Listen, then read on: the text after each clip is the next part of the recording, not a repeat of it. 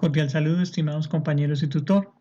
Mi nombre es Juan Camilo Martín Gómez, pertenezco al programa de licenciatura en matemáticas y al curso Diseño de Proyectos de Investigación, grupo colaborativo número 22. En esta ocasión les explicaré las actividades realizadas para la tarea 4, resignificar, refinar, profundizar y conceptualizar el conocimiento de la unidad 3. Pertenezco a la Escuela de las Ciencias de la Educación ESEDU de la Universidad Nacional Abierta de Distancia UNAD, el CECAP de Zipaquirá. La presente actividad se realizó una serie de estrategias cognitivas que busca responder las siguientes preguntas. ¿Qué implica realizar un diseño de investigación? Según Question Pro 2022, las implica, de acuerdo al tipo de investigación experimental, correlacional, semi-experimental, realizar una medición y una recolección de datos para su posterior análisis para comprender el problema seleccionado y tener una serie de técnicas que uno como investigador o futuro investigador debe combinar para comprender eficazmente el problema. Luego tenemos cómo se clasifican los tipos de diseño existentes. Pues según la Universidad de Mayagüez de Puerto Rico, se clasifican en investigación exploratoria, investigación descriptiva, investigación explicativa y investigación de evaluación. De cada una de ellas, por ejemplo, la investigación exploratoria busca conocer el objeto o estudio formulado en base a supuestos o una hipótesis. Supuestos más no una hipótesis.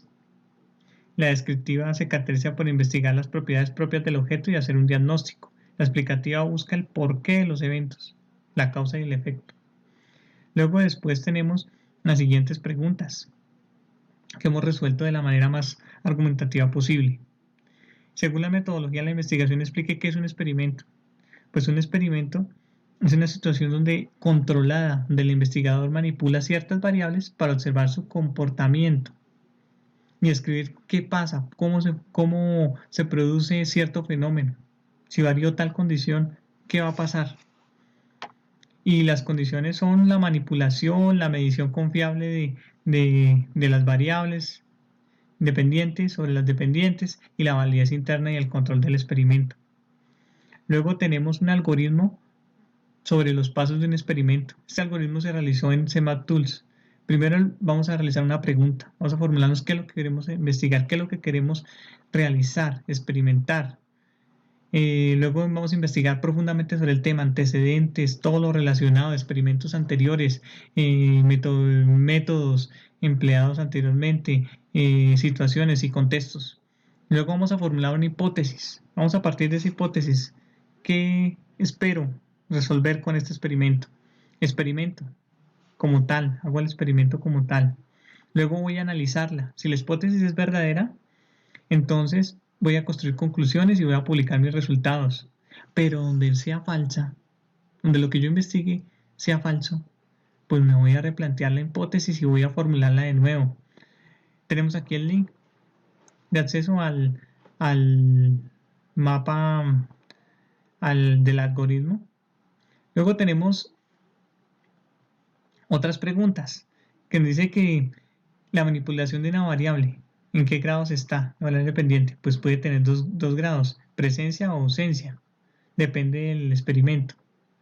Luego se trata del control y validez interna de un experimento, pues debe haber un control para saber exactamente qué ocurre con las variables dependientes.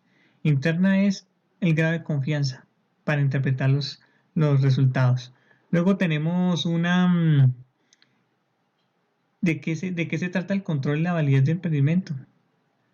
Como se dijo anteriormente, grado de confianza de la información. ¿Cómo se alcanza el control? Eliminando todas las explicaciones contrarias y fuentes que invaliden el interna. ¿Cuál es la función de la validez externa del experimento? Generalizar, que sea puro a eventos no experimentales, o sea, generalizar en casos de personas, poblaciones, es decir, permite interpretar los resultados de ese experimento a ciertos tipos de personas, grupos, fenómenos y contextos en situaciones pero prácticas. Pasamos de la parte experimental pura a generalizarlo a algo práctico. Luego, en el marco de la enseñanza del aprendizaje y evaluación de matemáticas, dice que seleccione una situación para hacer una infografía. Yo le hice la infografía sobre un taller de matemáticas presentado para grado octavo, donde hay 15 preguntas. 5 preguntas, perdón, 5 preguntas. Y cada pregunta vale 3 puntos, o sea, un total de 15 puntos. Como se puede observar aquí, en la presente tabla, nivel de ausencia, nivel de respuestas correctas, 0 puntos. Las variables dependiente e independiente. Tenemos este cuadro, identifica la variable independiente e independiente. La variable dependiente es el número de puntos verdadero. La variable independiente es el número de respuestas correctas falso. Falso porque dependemos de dependiente, que son las preguntas. Dependiente. Y aquí está. Número de respuestas correctas y número de respuestas de puntos por respuestas. Veamos el siguiente cuadro. La variable independiente es el número de respuestas correctas verdadero. Dependiente es el número de respuestas correctas. Lo que tuvo es independiente, sacó 0, 0. Se sacó dos preguntas, entonces obtuvo 10 puntos. Perdón, obtuvo 6 puntos. Obtuvo 3, tuvo 9 puntos. Obtuvo 4, 12 puntos. Luego tenemos la infografía, donde el link está aquí, realizado en Canva. Luego vamos a desarrollar un mapa semántico donde se exponen las características principales de diseños de experimentales, que son preexperimental, experimentos verdaderos y cuasi experimental. Eso se realizó en SEMA Tools. Entonces tenemos que el primero, el preexperimental, es una única medición para un solo grupo y tiene un bajo nivel de control, baja validez y sirve para base de estudios más profundos y se divide en estudio de casos y diseño preprueba y postprueba. Luego tenemos los experimentos verdaderos que comprueban matemáticamente una hipótesis por medio de métodos estadísticos, análisis de datos, encuestas. Son grupos asignados al azar, la muestra es aleatoria, tanto los sujetos que van a ser estudiados como la parte de control, el grupo que va a controlar las variables. Luego tenemos los experimentos cuasi experimentales, que la selección de los grupos en la prueba es variable, sin ningún tipo de selección. El proceso de preselección no hay ese como tal, ese proceso de preselección o algo así. O sea que se prueban las variables sin ninguna preselección. Son semejantes a los experimentos cualitativos y cuantitativos, pero carecen de asignación aleatoria, o sea, no son al azar de grupos de control. Por lo tanto, son análisis estadísticos que son solo para una sola variable, para que no sea tan difícil. Cosas experimentales. Bueno, tenemos el link en esta parte de SEMA Tools Club. Lo tenemos, en base a lo anterior, se consultó a Roberto Hernández en su libro de Metodología de la Investigación, en qué consiste principalmente el tipo de diseño, el estudio de casos, su simbología, la definición, preexperimental, diseño pre-prueba, post-prueba. Este diseño se aplica una prueba previa al tratamiento experimental y adicionalmente se aplica una prueba después del tratamiento y un seguimiento para el grupo. Su simbología es G00 sub 1 por 0 sub 2. Así tenemos los experimentos verdaderos con su respectiva simbología y los diferentes diseños de 4 grupos de Solomon, los diseños de experimentos de series cronológicas múltiples con sus diseños factoriales. Tenemos los cuasi experimentales con su respectiva definición y su simbología. Luego tenemos unos ejemplos del marco de enseñanza del tipo de diseño experimental. Yo lo hice sobre el análisis de dos tipos de aprendizaje en estudiantes de grado séptimo.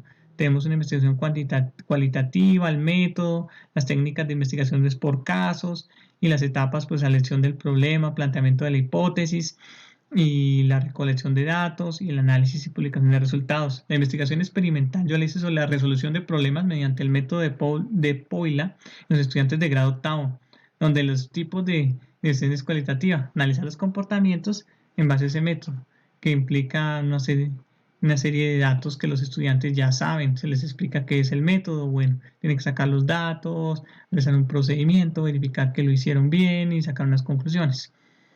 Luego tenemos las etapas, que es definir el problema, plantear las hipótesis y elaborar el diseño preexperimental. Finalmente, un diseño no experimental, que eso significa la observación nomás y análisis posterior sobre los estudiantes que resuelven problemas de geometría en el programa GeoGebra.